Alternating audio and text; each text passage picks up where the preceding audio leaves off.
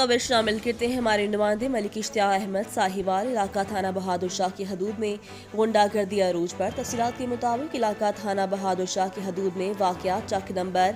GD 56 के जाफर हुसैन के घर शरपसंद गुंडों की उसकी बेटी नामी पर धावा। नामी लड़की ने नुमाइंदगान से गुफ्तगू करते हुए बताया कि धावा बोलने वाले गुंडे हमारे रिश्तेदार हैं जो मेरे साथ ज़बरदस्ती करना चाहते थे। मैंने शोर व बेला करके अपनी इज्जत बचाई। मुलजिमान ने मुझे अगवा करने की मुकम्मल कोशिश की, जिस पर हमने 15 पर कॉल भी की और थाने में मुलजिमान के खिलाफ दरख्वास्त भी गुजारी, जिस पर SHO बहादुर शाह उल्टा हमें सुलह के लिए दबाव डालने लगा क्योंकि मुलजिमान ने SHO को रिश्वत दे रखी है। हमारी DPO साहिवाल RPO साहिवाल से अपील है कि इस वाक़े का सख्ती से नोटिस लिया जाए ताकि गरीब बच्चों की इज्जतें महफूज रह सकें और ऐसे गुंडों को करार वाकई सजा दी जाए।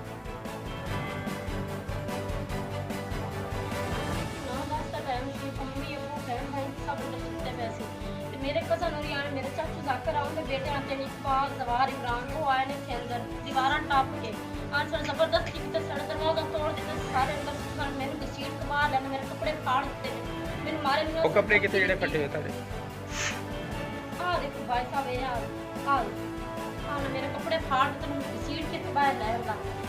भाईजान तुसी दसो की मामला है? भाईजान मामला ये है भी इन्हां दा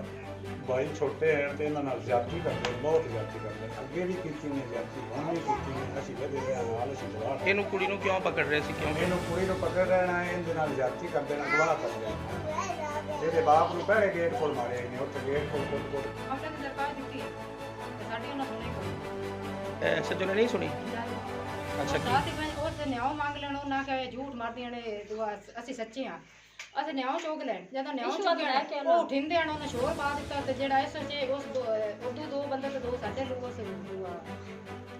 ਸਾਥ ਹੀ ਪੰਜਾ ਕਰ ਦਿੱਤੇ। अच्छा थोड़ा जो शोर किया भी है कि होया है कि जाती साडे नाल जाती साडे नाल बार-बार साडे नाल एक साडी सुनिंदी क्या नहीं क्या साडी काफी दफा इस तरह का काम है साडी पंजा करके बैठा है शाम में रोला मुकने से कमी बात साडा एक बारिश की साडे के जबरदस्ती कर जट पीछे आना मैं बच्चे इस तरह के मैं बच्चे नु आज थाने सारे पूरे थाने नु आग लाग जा ना आना बाहर ना किसी के नाल जाना ना किराए जाना ना दस का टाइम सी मम्मी अबू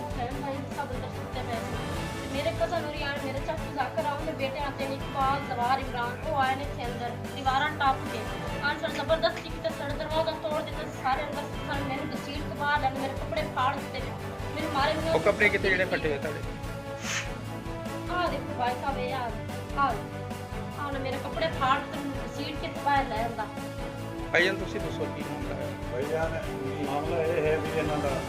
भाई छोटे हैं तो इन्हां ज्यादती करते बहुत ज्यादती करते अगे भी की ने ज्यादती हम भी की असि वधे हाल असि गवाह ਇਹਨੂੰ ਕੁੜੀ ਨੂੰ ਕਿਉਂ ਪਕੜ ਰਹੇ ਸੀ? ਕਿਉਂ ਇਹਨੂੰ ਕੁੜੀ ਨੂੰ ਪਕੜ ਰਹਿਣਾ ਹੈ ਇਹਦੇ ਨਾਲ ਜ਼ਿਆਦਤੀ ਕਰਦੇ ਨੇ ਗਵਾਹ ਕਰਦੇ ਇਹਦੇ ਬਾਪ ਨੂੰ ਪਹਿਲੇ ਗੇਟ ਕੋਲ ਮਾਰੇ